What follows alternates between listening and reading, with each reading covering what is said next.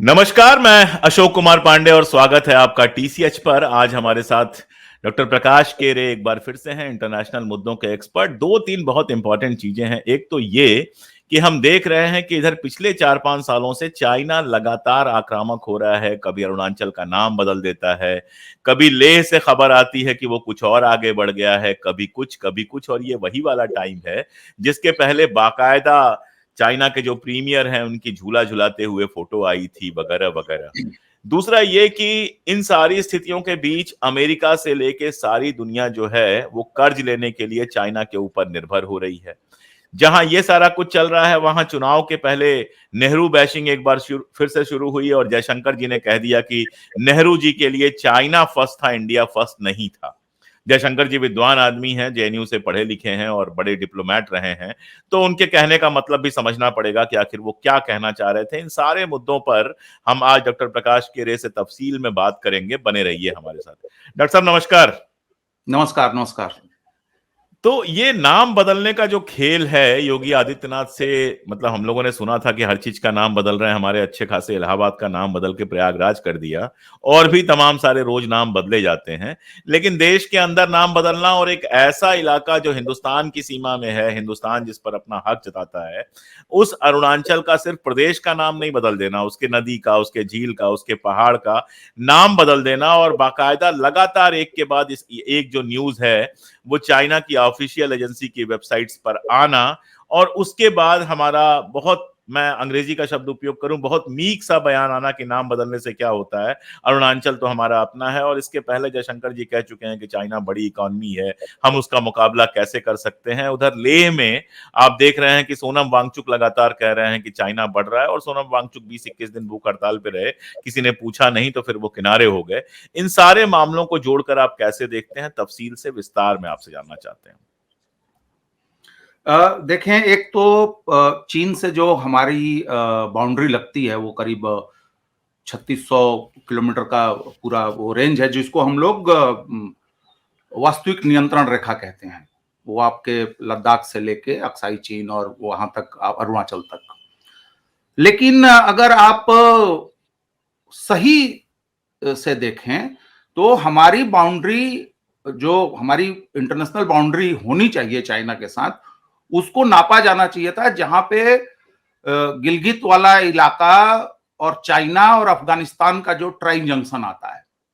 आखिर भाई जो पाक ऑक्युपाइड कश्मीर है, जो गिलगित का इलाका है, वो उस पर भी तो हमारा क्लेम है। तो वहां से हमको देखना चाहिए, जो हम लोग इस पूरी चर्चा में भूल जाते हैं। और जी। ज्यादातर जो डिस्कोर्स हमारे देश में होता है अगर पाकिस्तान को लेकर भी, तो वो सिर्फ इतनी सी बात रह जाती है कि कश्मीर या पाक ऑक्युपाइड कश्मीर। तो लेकिन हमारा क्लेम वहां तक है। गिलगिट 1900, बाल्टिस्तान की आप बात कर रहे हैं, जिसको पाकिस्तान नॉर्दर्न एरिया कहता रहा है। जी जी, और वहां से हमारी बाउंड्री गिनी जानी चाहिए, दावा उस तरीके से किया जाना चाहिए। बहरहाल, जैसे मैंने कहा कि एक लीगेसी इशू है, तो निश्चित रूप से इसके समाधान में बहुत जटिलताएं होंगी और समय लगेगा। एक तो इस वास्तविकता को हमको स्वीकार कर लेना चाहिए, क्योंकि यह आज का मसला नहीं है। अंग्रेजों के शासन काल से ये उलझा हुआ मसला है, जब इनका रूस के साथ ग्रेट गेम चलता था, फिर वहां यूएसएसआर बन गया, यूएसएसआर जो है सेंट्रल एशिया तक आ गया। उसके बाद अफगानिस्तान को बफर जोन बनाने की कोशिश हुई ब्रिटिश और यूएसएसआर या उसके पहले रशियन एम्पायर के बीच में।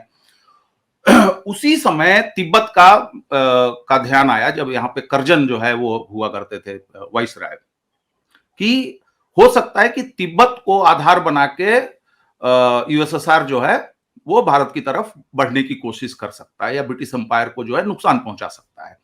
लेकिन उस समय क्या हुआ कि जब ये तिब्बत में उन्होंने डेलीगेशन भेजा, बातचीत हुई कि इसको बफर जोन के रूप में बनाया जाए।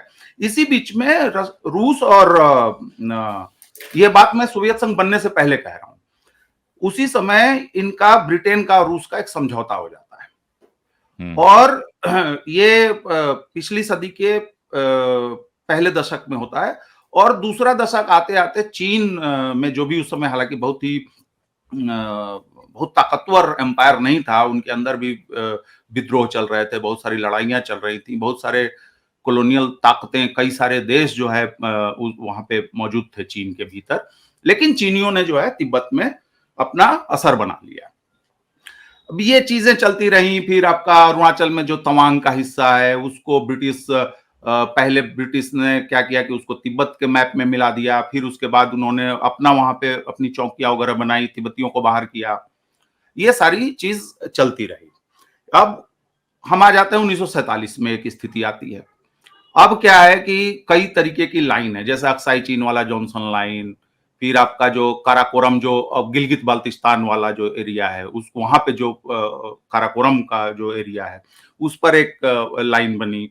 फिर इधर अरुणाचल प्रदेश के इलाके में जो है मैकमोहन लाइन बनी हुई थी। उसके आधार पर उनका नक्शा बन गया, वहां भी शासन बदल गया 1948 आते आते, और हम भी आजाद हुए। लेकिन यह कहना कि जो हमारी पहली सरकार थी या प्रधानमंत्री नेहरू थे, उनके लिए चीनी इंटरेस्ट जो है वो प्राथमिकता थी और भारतीय हित जो है उनके लिए दूसरे स्थान पे आते थे, ये बिल्कुल ही गलत बात है। आप उनकी नीतियों से असहमत हो सकते हैं, आप ये कह सकते हैं कि ऐसे नहीं, उनको ऐसे करना चाहिए था। नेहरू अपने सिद्धांतों के हिसाब से हिंदी चीनी भाई भाई या पंचशील वगैरह की बातें करते थे। वो चाहते थे कि दोनों देश जो अभी अभी वो हुए, हम लोगों ने पहले बात की है कि चीन को जब उनका नेशनल वार चल रहा था तो पंडित नेहरू ने उसमें किस तरीके से डॉक्टरों की टीम भेजी थी और उनके लिए वो चिंता रखते थे उस देश के लिए। तो ये चाह रहे थे कि एक भारत और चीन जो है बड़ी आबादी के देश हैं, बड़े देश हैं, पड़ोसी हैं, तो ये मिलजुल के रह सकते हैं। और दुनिया भर में एक युद्ध के बाद जो एक पोस्ट कॉलोनियल तस्वीर उभरी है, बहुत सारे देश आजाद हो रहे हैं, उसमें एक सकारात्मक भूमिका दोनों देश निभा सकते हैं। यह उनका ये था। लेकिन जहां तक बाउंड्री की बात थी, तो लोग बहुत आसानी से भूल जाते हैं कि अक्साई चीन के बारे में तो वो पार्लियामेंट में उन्होंने कह दिया कि अरे वो तो एक मरुस्थल है और वहां तो कुछ नहीं उगता। और लेकिन लोग ये भूल जाते हैं कि 1951 में तवांग में उस समय तो चीन ने आधिकारिक रूप से उसको अपने देश में नहीं मिलाया था, तिब्बत में जो शासन था उनकी आपत्तियों के बावजूद हमारी मिलिट्री वहां पे पहुंचती है और वहां पे पूरा टेक ओवर, वहां पे जो भी बाउंड्री का जिम्मा देखना था वो सारा इंतजाम किया जाता है। तो हमें, जब हम ये कहते हैं कि अक्साई चीन के में शायद नेहरू ने कोई भूल कर दी, कोई चूक कर दी, तो उनको ये भी याद करना चाहिए कि ईस्टर्न सेक्टर में, मतलब अरुणाचल में, नेफा में, उस समय तो नेफा वगैरह नेफा कहा जाता था, उन्होंने वहां पे अपनी स्थिति मजबूत की। और यह उस घटना से हमें साफ पता चलता है कि भारत सरकार को जो टेरिटरी मिली थी विभाजन के बाद, आजादी के समय, उस टेरिटरी को इंटैक्ट रखने के लिए हमारी सरकार कितनी गंभीर थी, पहली चीज।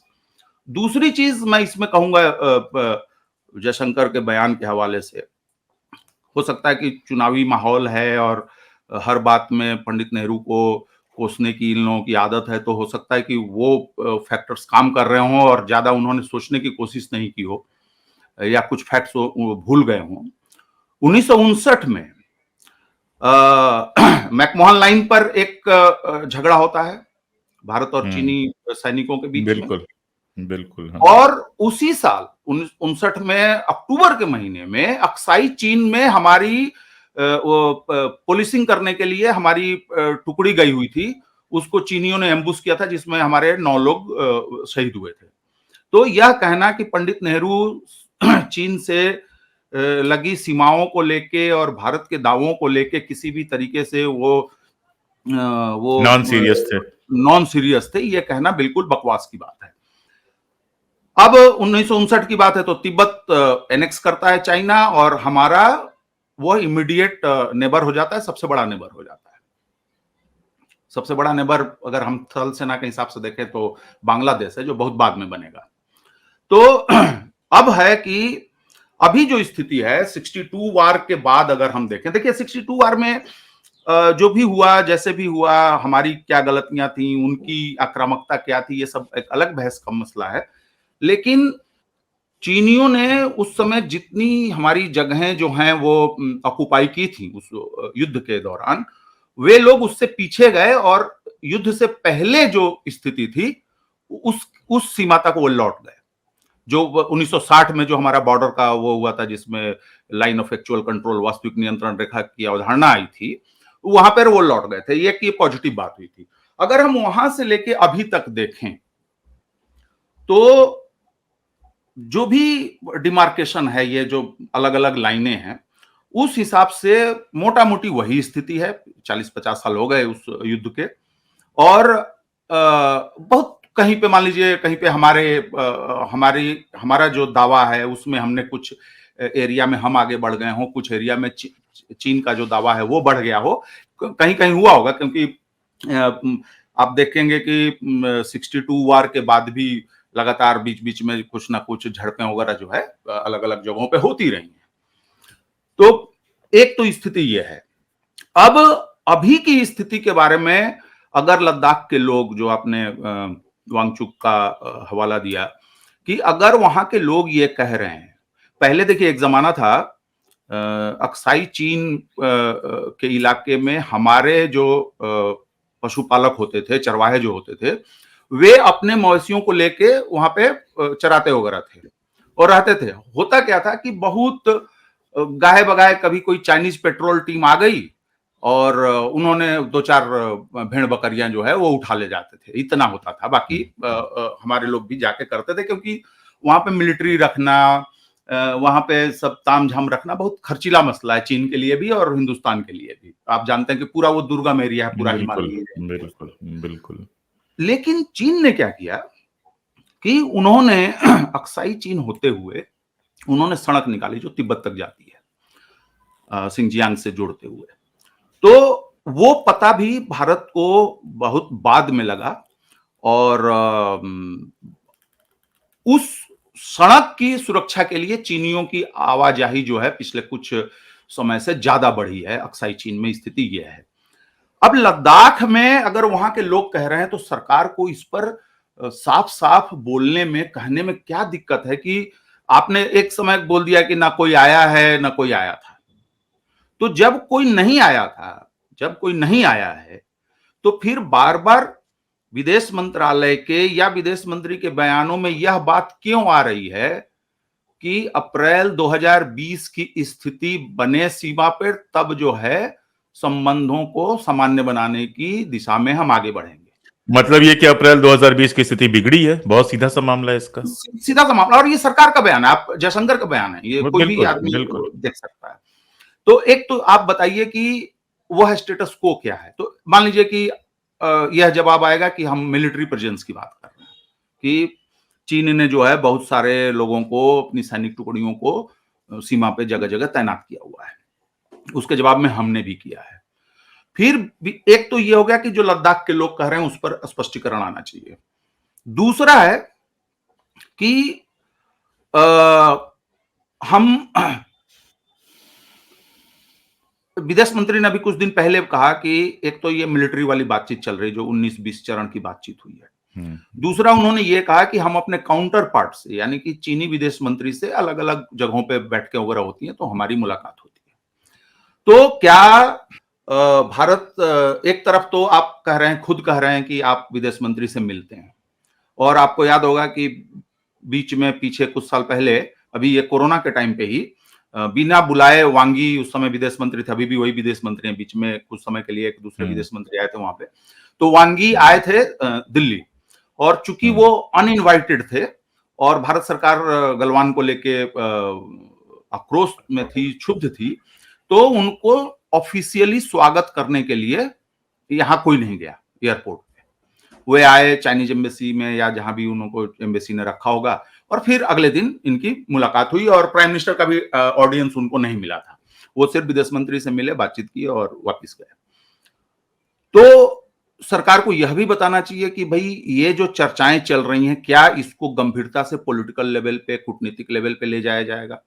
आपको याद होगा कि रूस ने एक कार्यक्रम में बुलाया था चीन के रक्षा मंत्री को और भारतीय रक्षा मंत्री को।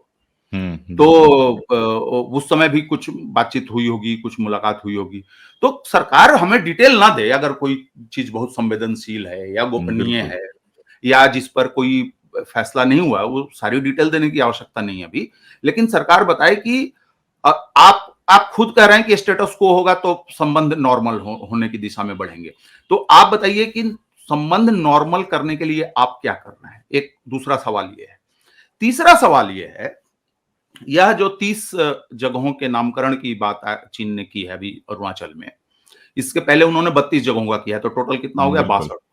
62। और आप देखेंगे कि एक पॉजिटिव चीज भी पीछे हुई है भारत और चीन के संबंधों में, कि जो बीच बीच में कई सारे मैकेनिज्म बने, जैसे 1993 में, 2003 में, फिर 2006 में भी कोई एक मैकेनिज्म बना, 2012 में एक मैकेनिज्म बना।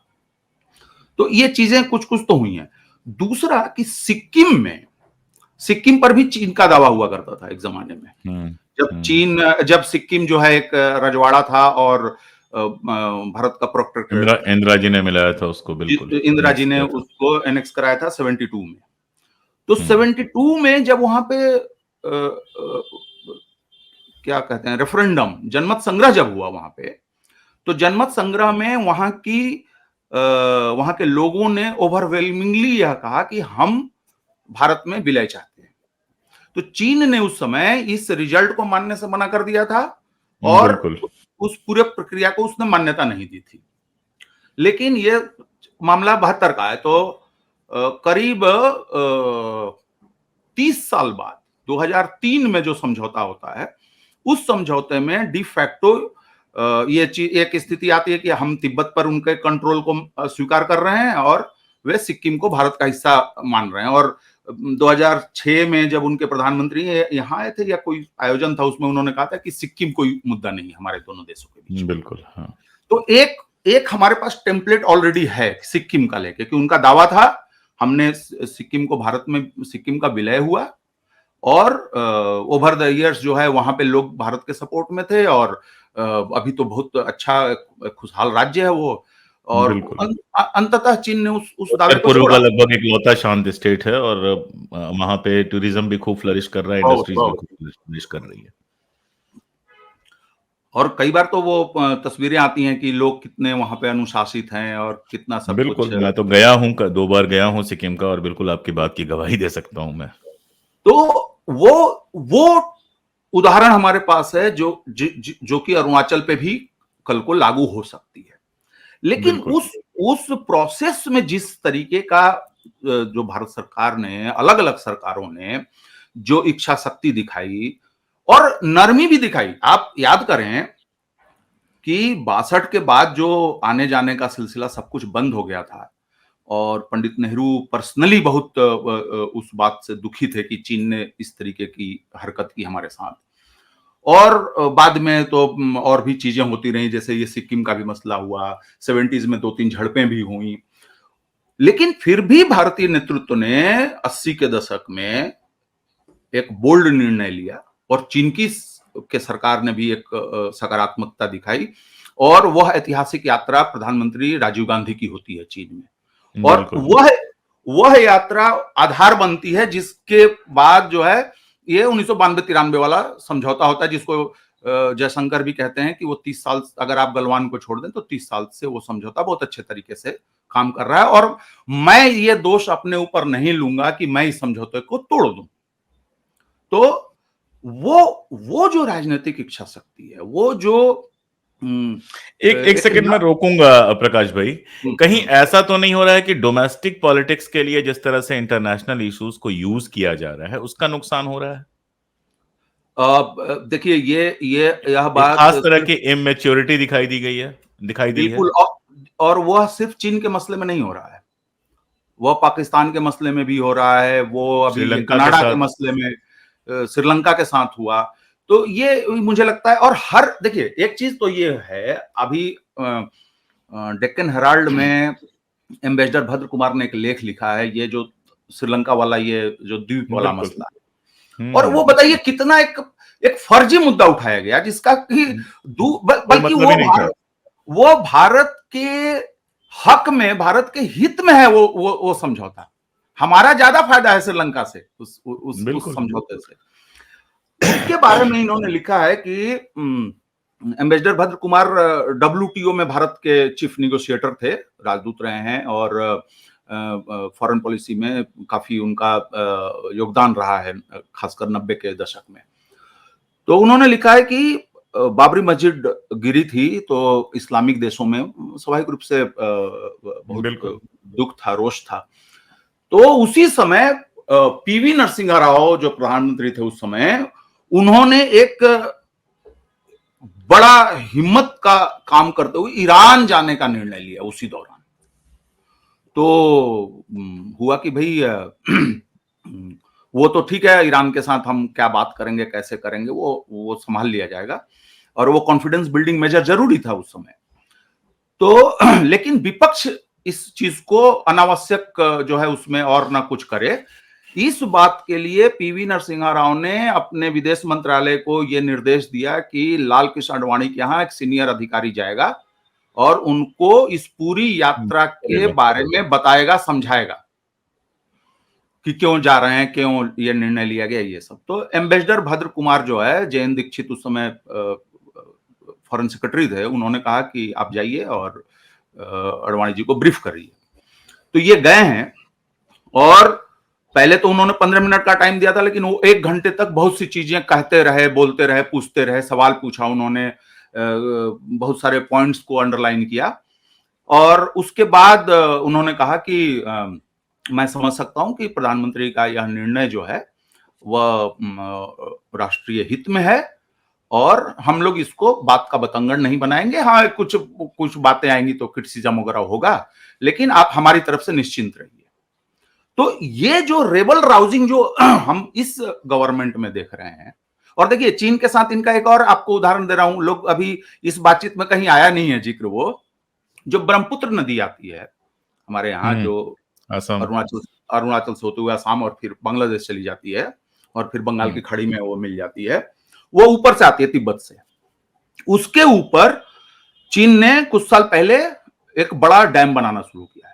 उस डैम को लेके भारत में ये वो है, एक चिंता है, जो नदी के नॉर्मल प्रवाह से जो सिल्ट आता है, जो गाद आती है, वह उसको उपजाऊ माना जाता है, जो उस रिवर बेसिन में उत्पादकता उससे बढ़ती है। तो जब आप डैम बना देंगे तो वो सिल्ट वो डैम में जमा होता जाएगा। तो भारत में उस तरीके की चिंताएं थी कि भाई असम को दिक्कत हो सकती है, बांग्लादेश को दिक्कत हो सकती है, जो डाउन स्ट्रीम के इलाके हैं। तो यहाँ पे कुछ हल्ला मचा, थोड़ा सा मीडिया ने भी उसको उठाया। उस समय अरुण जेटली मिनिस्टर थे। अचानक से क्या हुआ, 2017 से ये मसला चला था, अभी काम भी शुरू हो गया ऐसा सुना, अभी मैंने लेटेस्ट उसका डेवलपमेंट नहीं देखा, लेकिन लगभग वो प्रोजेक्ट पूरा हो चुका है। अचानक मैंने देखा कि अरुण जेटली का एक स्टेटमेंट आता है कि चीन से हमारी इस बारे में बातचीत हुई है और ऐसा कुछ नहीं है, वो लोग सब कुछ अंतर्राष्ट्रीय नियमों या जो भी है उनके हिसाब से हो रहा है। जयशंकर जी का बयान होगा? नहीं, अरुण जेटली उस समय थे, पहली सरकार की मैं बात कर रहा हूं। अच्छा, उस समय का बयान है, पुराना बयान है जी। हाँ, तो ये 17-18 की बात होगी। तो उन्होंने कहा कि ऐसी कोई बात नहीं है, ये उनका डैम है और उससे हमारे हितों का कोई मतलब नहीं है, कोई इसमें टेंशन लेने की जरूरत नहीं है। अचानक से मैंने देखा कि मीडिया से वो पूरा मुद्दा ही जो है गायब हो गया, बंद हो गया उसी समय। अच्छा, हाँ, अच्छा, तुरंत। जबकि अर्नब गोस्वामी उस पर लगातार प्रोग्राम करते थे, चिल्लाते थे, लेकिन अरुण जेटली के बयान के बाद से मामला खत्म। तो यह टेंडेंसी भी जो है ना, हमें, हमारी मीडिया को भी, और बीच बीच में आपने देखा होगा कि अभी चीन ने अरुणाचल प्रदेश का जो नामकरण किया, इस पर तो जो राइट विंग मीडिया है उसकी नाराजगी तो समझ में आ रही है, हम लोग सब कोई नाराज है। लेकिन जब बात आती है कि क्या चीन जो है हमारे दावे वाले इलाकों में निर्माण कर रहा है, जो कभी कभी सैटेलाइट की तस्वीरें आती हैं, हालांकि उसकी भी अपनी एक पॉलिटिक्स होती है, वो अलग एक मसला है, या फिर ये सोनम वांगचुक ने जो कहा है और लद्दाख के और लोगों ने कहा है, इस पर खामोश है बिल्कुल। आपको याद होगा कि शायद राहुल गांधी गए थे लद्दाख, तो वहां पे लोगों ने बताया कि हम अपने पशुओं को लेकर वहां जाते थे और अब वो चाइनीज हमको उधर नहीं आने दे रहे हैं, नहीं जाने दे रहे हैं। तो उन चीजों को मीडिया जो है क्यों नहीं रेबल राउजिंग करती है, उन चीजों को क्यों नहीं उठाती है। अब और एक जुमला चल रहा है, किरण रिजिजू ने भी कहा, सबने कहा कि यह 1962 का भारत नहीं है। अरे भाई, चाइना भी 1962 का चाइना नहीं है। और इस बात को हमारे सीडीएस बोल चुके हैं कि चाइना का अच्छा, डेवलपमेंट इसी बात पर, चाइना के डेवलपमेंट वाले सवाल पे ही आप ही ने लिखा था, मैंने पढ़ा कि अमेरिका से ब्लिंकन साहब और बाकी सारे लोग चाइना गए हुए हैं और आपने कहा कि कर्ज लेने के लिए गए हुए हैं। ये वाला खेल जरा समझाइए कि एक तरफ तो अमेरिका इतना जबरदस्त कर्ज में डूबा हुआ है, चाइना से कर्ज ले रहा है, दूसरी तरफ इजराइल जैसे देश की लगातार मदद कर रहा है, कभी 5 मिलियन, कभी 8 मिलियन का, ट्रिलियन बिलियन सब आता रहता है। ये पूरा खेल क्या है? देखिए, एक तो अमेरिका दुनिया का सबसे बड़ा कर्जदार देश है। 33-34 ट्रिलियन डॉलर का उनके ऊपर कर्जा है। और वहां के अंदर भी आप देखेंगे, वो डिटेल अभी देने का समय नहीं है, लेकिन जैसे क्रेडिट कार्ड के जो डेट हैं, आपके स्टूडेंट लोन्स हैं, और भी सारी चीजें हैं। आप सोचिए, 47% अमेरिकन ऐसे हैं जो $1000 का अगर उनको अचानक से खर्चा आ जाए तो वो खर्चा नहीं कर पाएंगे, उनके पास उतनी सेविंग्स नहीं है। तो एक तरफ सोसाइटी, और ये डेटा आपको वर्ल्ड बैंक, आईएमएफ, खुद अमेरिकी सीनेट और अमेरिकी कांग्रेस की जो बहसें हैं, जो वहां जो दस्तावेज दिए जा रहे हैं, उनसे मैं बोल रहा हूं। तो एक तो ये है उनका। दूसरा, उनके साथ दिक्कत क्या हुई कि पिछले कुछ समय से, देखिए, एक तो उन्होंने 1972 में, 71 में, रिचर्ड निक्सन के टाइम में गोल्ड स्टैंडर्ड्स को खत्म कर दिया है। आमतौर पे क्या होता है कि आपके पास जितना सोना है उसके रेशियो में आप जो है नोट छापते हैं, उतनी करेंसी आपके सर्कुलेशन में रहती है। लेकिन और भी कुछ देशों ने छापा है नोट, और बीच बीच में उस नोट को वापस लेने की भी कोशिशें हुई हैं, उस जो एक्स्ट्रा मनी पंप किया गया था बाजार को सपोर्ट करने के लिए। अमेरिका में यह काम काफी समय से हो रहा है, लेकिन कोरोना काल में यह बहुत ज्यादा हुआ है। एक तो यह है। दूसरा, कि जैसे आपने कहा कि जैसे इजराइल को मदद करना है या यूक्रेन को मदद करना है, या आपने पीछे सुना होगा कि अफगानिस्तान में इन्होंने 2 ट्रिलियन खर्चा कर दिया था 20 साल में। बिल्कुल। तो उस खर्चे को हम लोग क्या सोचते हैं, बहुत सारे लोग जो अफगानिस्तान में अमेरिकी ऑक्यूपेशन के, चाहे इराक में जो समर्थक हैं, वो कहते हैं देखो यार 2 ट्रिलियन तो दिया। उसके जब आप उस बजट को तोड़ेंगे, आपकी किस मद में कहां कहां किया गया है, तो आप देखेंगे कि बल्क जो, जैसे इजराइल को जो पैसा जा रहा है, उसका बल्क एक्चुअली अमेरिकी हथियार कंपनियों और कॉन्ट्रैक्टर्स को जा रहा है। और वह पैसा सरकार जो है या तो अपने रेवेन्यू से निकाल रही है या अपने लोन से निकाल रही है, और वह अपने हथियार बनाने वाली कंपनियों को वह एक तरीके से रिकैपिटलाइज कर रही है। आपके सवाल के शुरू वाले हिस्से में मैं कहूं, ये पहले भी ये लोग गए थे, वहां की जो ट्रेजरी सेक्रेटरी हैं वो गई थी, ब्लिंकन गए थे। आपने देखा कि इन लोगों ने काफी मान मनोबल किया, बीच में बोलाचाली बंद हो गया था। रक्षा मंत्री के बीच में अभी भी नहीं, रक्षा सचिवों के बीच में अभी भी बात नहीं होती है अमेरिका और उनकी। क्यों?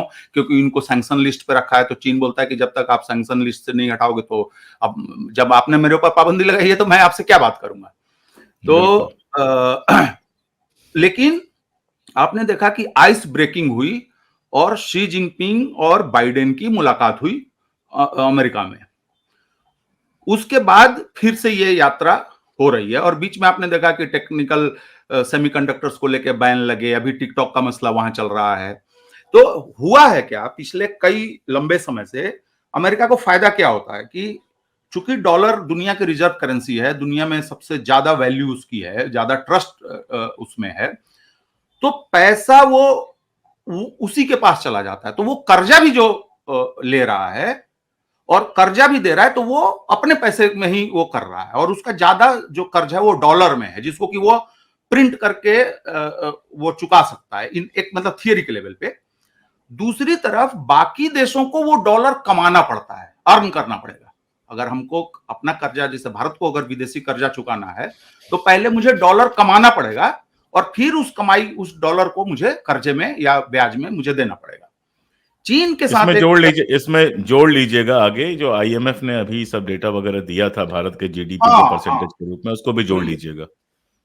अब देखिए क्या है कि ऐतिहासिक रूप से गल्फ के जो देश हैं, खाड़ी देश हैं, जापान, दक्षिण कोरिया और चीन, ये आमतौर पर ट्रेजरी बॉन्ड्स खरीदते हैं, कर्जा देते हैं अमेरिका को।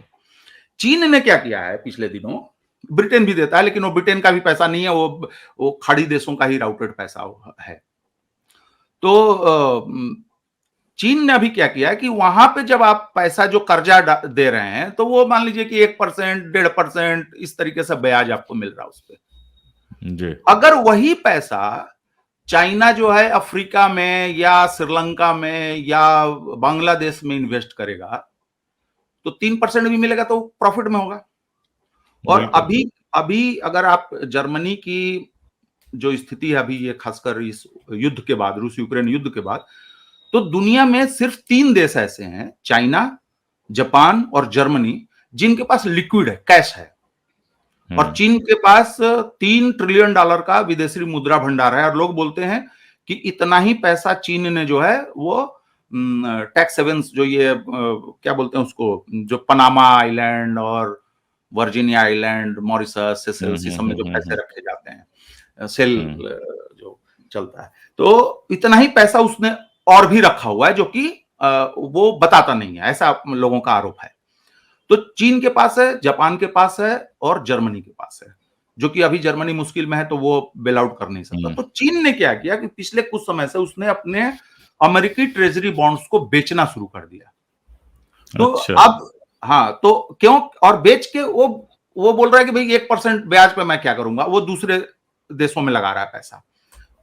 अब मिडिल ईस्ट में भी बहुत इन्वेस्ट किया चाइना ने, बहुत इन्वेस्ट किया, खासकर अभी देखिए जो ये वर्ल्ड कप फुटबॉल हुआ था, वो जो पूरा, बिल्कुल, तो उसमें चाइनीज कंपनियां बहुत लगी थी और स्पॉन्सरशिप भी दिया। तो चीन ने क्या किया कि इससे 2 फायदे, उसके 2 उद्देश्य पूरे होते हैं। एक, वह अमेरिका पे दबाव बना सकता है, दूसरा, वह दूसरे देशों में अपना प्रभाव बढ़ा सकता है। यह चीन ने किया है। और आप देखेंगे अभी जब फाइनेंशियल खबरों को, कि चीन में फॉरेन डायरेक्ट इन्वेस्टमेंट कम हुआ है, लेकिन चीन से दूसरे देशों में जो इन्वेस्टमेंट हो रहा है वह बढ़ा है। तो भाई आपके पास तो पहले ही से है। तो चीन का ये मसला है, और ये लोग बार बार जा रहे हैं कि भाई, एक तो निश्चित रूप से अब विदेश मंत्री जाएंगे तो रूस यूक्रेन पे बात होगी, गाजा पे बात होगी, फलस्तीन पे बात होगी, बिल्कुल बात होगी, वो सारी चीजें हैं। और चीन ने तो सबसे पहले यूक्रेन पर पीस प्लान दिया था, 12 पॉइंट फार्मूला, उसके बाद गाजा पे वो लगातार बोलता रहा है, तो वो सारी चीजें तो होंगी वहां पे। लेकिन मुख्य बात यही है कि बाइडेन का री इलेक्शन है, और अभी आपने एक और न्यूज सुनी होगी जिसमें कहा गया कि चीन, अमेरिका के एग्रीकल्चरल प्रोडक्ट्स जो चीन आते हैं, जो बुकिंग की जाती है, वो बुकिंग कैंसिल हो रही है। अब बताइए, एक तो डोनाल्ड ट्रंप का जो वोट है, वो सबसे ज्यादा वोट जो है उन कम्युनिटीज में है, जो एग्रीकल्चरल कम्युनिटीज है, रेड स्टेट्स में। और वहां पे बाइडेन को अगर जहां जहां उम्मीद है, अगर वो उम्मीद पूरी नहीं होती है, तो उनके लिए चुनाव निकालना बहुत मुश्किल हो जाएगा। तो ये सारी चीजें इसमें डिस्कस होंगी। और देखिए, कर्ज का जहां तक मसला है, वह एक ट्रिकी मसला है। आपको जैसे भारत है, इंफ्रास्ट्रक्चर बढ़ाना है, आपको कुछ करना है, तो चाहे इंटरनल लोन लेंगे, चाहे आप एक्सटर्नल लोन लेंगे, लेकिन वह पैसा कहां खर्च हो रहा है, दूसरी चीज कि हम कितना ले रहे हैं। जैसे अंतर्राष्ट्रीय मुद्रा कोष ने अभी भारत को कहा कुछ दिन पहले कि आपका जीडीपी के अनुपात में आपका जो कर्ज है वो 83% के आसपास पहुंच रहा है। आप ध्यान रखिए, ये अनमैनेजेबल हो सकता है आगे भविष्य में जाके। तो यहाँ पे तो एक और भी चीज हमारी सरकार के साथ हो गई है ना, कि कोई भी रिपोर्ट आए, कोई भी बयान आए, उसको सिरे से खारिज कर दो, उस पर बात ही नहीं करनी है, उस पर चर्चा ही नहीं करनी है, कान ही नहीं देना है। और कहा क्या, राष्ट्र विरोधी, भारत के हितों पर हमला है, ये है वो है। और हमारे यहां से क्या जवाब दिया गया कि अरे आप जाके देखिए डेवलप्ड कंट्रीज में, उनका तो जीडीपी के से ज्यादा जो है 100% से ज्यादा उनका कर्जा है। तो हम लोगों को यह समझना चाहिए कि भारत के देखिए, हम लोगों ने मैन्युफैक्चरिंग वगैरह को लेके ध्यान ज्यादा नहीं दिया। हमने और भी चीजों पे अभी अभी अंतर्राष्ट्रीय श्रम संगठन की जो रिपोर्ट आई है, जिसको खुद वित्त मंत्रालय के जो हमारे मुख्य एडवाइजर आर्थिक सलाहकार हैं, उन्होंने रिलीज किया है उस रिपोर्ट को। 83% जिसमें बताया कि बेरोजगारों में 83% युवा है। हाँ, यूथ बेरोजगारी। और उसमें ये अंडरलाइन किया गया कि आप अगर कौशल विकास पर ध्यान नहीं देंगे, आप ठीक ठाक ट्रेनिंग पर ध्यान नहीं देंगे, तो ये मसला बहुत आपके लिए नुकसानदेह हो सकता है, और खासकर तब जब आप एक इकोनॉमिक ग्रोथ के ट्रैजेक्टरी में आगे बढ़ रहे हैं। तो भारत के साथ यह है कि हमारा जो बास्केट है, आप देखिए इसको ऐसे समझा जाए कि डॉलर क्यों ताकतवर है, या चाइनीज रेमिनबी जो है वो क्यों ताकतवर हो रहा है, रुपया की वह हैसियत क्यों नहीं है? इसलिए कि उनके बास्केट में बहुत सारी चीजें हैं, तो उनकी कीमत, उनका भरोसा और उनके रिसीवर ज्यादा होंगे। तो भारत को अपना बास्केट बढ़ाना चाहिए, और निश्चित रूप से आप सोचिए कि 10 ट्रिलियन रुपया, 10 लाख रुपया, 10 लाख करोड़ रुपया आप अगर सिर्फ ब्याज में देंगे, तो वो तो हमारे लिए चिंता की बात होनी ही चाहिए। और अच्छा, एक आखिरी सवाल आपसे और पूछ लूं प्रकाश भाई, अभी जो ये सारी स्थितियां बनी हैं, जिस तरह से वहां पर रेस्क्यू कर रहे 7 लोगों को मारा गया जो इमदाद पहुंचाने गए हुए थे, और उसके बाद जिस तरह से आप हलचल देख रहे हैं, बाइडेन का आज बयान आया, इंग्लैंड में प्रेशर लगातार पड़ रहा है, पोलैंड में तो बिल्कुल रकझक वाली स्थिति हो गई है, वहां के जो राजदूत हैं, एम्बेसडर हैं इजराइल के, और वहां की जो पॉलिटिकल पार्टीज और अब तो प्रधानमंत्री भी उसमें कूद पड़े हैं। ये और इधर ईरान में दमास्कस में जो हमला हुआ ईरान की एम्बेसी पे, सब कुछ ये आप दर्शकों को भी पता है, आपको भी पता है कि स्थितियां कितने बॉइलिंग पॉइंट पर हैं वहां पर। आगे क्या रास्ता देखते हैं, मैं थोड़ा शार्ट में इसकी जानकारी चाहता हूं। मैंने ध्यान नहीं दिया कि भारतीय विदेश मंत्रालय का उस पर बयान आया है कि नहीं। उस मरने वालों में एक ऑस्ट्रेलियन महिला हैं जो भारतीय मूल की हैं, मिजो मूल की हैं। उनकी भी मृत्यु हुई है उस हमले में। देखिए क्या हुआ है कि ये लोग, ये जो पश्चिम के देश हैं, आप देखिए कि ये किस स्थिति में पहुंच चुके हैं कि इनके नागरिक मारे जा रहे हैं, और केवल ये मिमियाते हुए बयान दे रहे हैं। आप मतलब इजराइल के प्रभाव को जरा सा देखिए, मैं उधर से देखना चाह रहा हूं। आज अभी इनकी पूर्व विदेश मंत्री, सुनक के गवर्नमेंट में ही विदेश सचिव थी, अभी वो इजराइल में गई कल परसों, तो उनका ट्वीट देख रहा था कि ये बहुत दुखद हुआ और अच्छा किया कि इजराइल ने माफी मांग ली। मतलब आप बताइए कि जो बहुत सारे देशों में, ब्रिटेन में, ये लोग जो राइट विंगर्स पार्टियां हैं, ये इनका सबसे बड़ा दावा क्या होता है कि ये सबसे बड़े देशभक्त हैं, इनको सबसे ज्यादा इनके नागरिकों की चिंता है। तो ब्रिटेन का जिस तरीके का रिस्पॉन्स है, अमेरिका का रिस्पॉन्स आप ये भी देखेंगे कि बिलेटेड रिस्पॉन्स आया है, और जो आईडीएफ की तरफ से कहा गया है वह सिर्फ और सिर्फ इस डर से बयान अपोलॉजी दी गई है कि ऑलरेडी वेस्ट में जो इजराइल का ट्रस्ट डेफिसिट है, जो आम पब्लिक में जो ट्रस्ट डेफिसिट, अभी अमेरिका में एक वो आया है, 55% लोगों ने जिसमें मुखालिफत की। हाँ, बिल्कुल। और डेमोक्रेट बेस में अगर वो चीज हो रही है तो बाइडेन के लिए बहुत मुश्किल है। तो इन सारी चीजों को डैमेज कंट्रोल करने के लिए ये चीजें हुई हैं। आपने इसके बदले में आपने यह नहीं देखा कि किसी ने इस घटना को आधार बना के सीज फायर के मुद्दे को आगे बढ़ाने की कोशिश की हो। आज बाइडेन का बयान आया है सीज फायर वाले को लेके। अब तो उनको बोलना पड़ेगा ना, यूनाइटेड नेशन में तो वो पास सिक्योरिटी काउंसिल में प्रस्ताव पारित हो गया है। अब स्थिति 35,000 लोग मारे जा चुके हैं, अब नहीं बोलेंगे तो कब बोलेंगे? लेकिन दूसरी तरफ उनको आप लड़ाकू विमान देने पर विचार कर रहे हैं। वही। लेकिन मुझे लगता है कि हम सीज फायर, मुझे लगता है कि हो जाना चाहिए, भले मेरी इच्छा बोल रही हो, लेकिन अभी जैसे इजराइल ने भी, आपने देखा होगा कि एक रास्ता खोला है ट्रकों को आने जाने के लिए, तो थोड़ी सी उम्मीद है, बढ़ी हुई है। और ईरान वाला जो मसला है, ईरान पर जिस तरह से हमला किया, ईरान लगातार धमकियां दे रहा है। देखिए, एक चीज तो यह है कि ईरान और अभी आपने पीछे देखा होगा कि एक मिसाइल अटैक हुआ था ईरान ने, जिसमें कि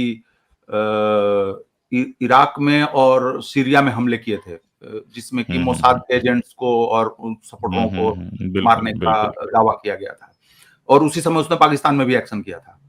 तो ईरान और इजराइल का प्रॉक्सी वार तो बहुत लंबे समय से चल ही रहा है। बिल्कुल। तो निश्चित रूप से, और जिस तरीके से आप देखिए आज वो जो, वॉशिंगटन टाइम्स में पूरी डिटेल दी है प्रॉक्सी वार्स की। और मिडिल ईस्ट की ट्रेजेडी यही है, प्रॉक्सी वार।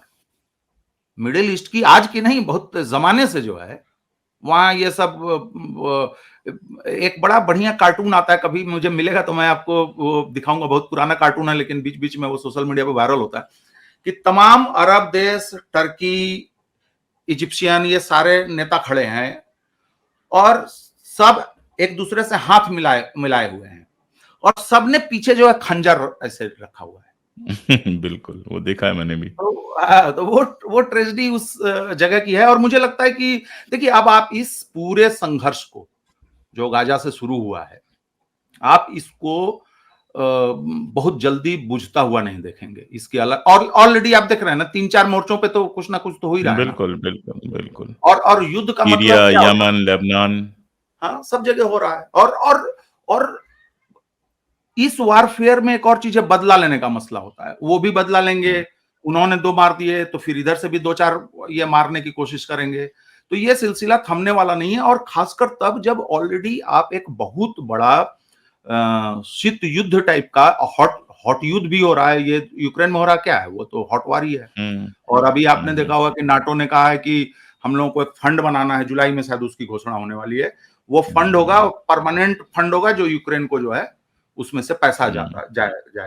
तो ये रशिया, चाइना, ये और अमेरिका का जो फ्रंट खुला है, तो ये इसके रिपरकर्शन हम अलग अलग जगहों पे देखेंगे। आपने देखा पीछे जो भारत पर जो दबाव बनाने की कोशिश हो रही है, तो अलग अलग तरीके से मैनिफेस्टेशन हम देखेंगे इसके।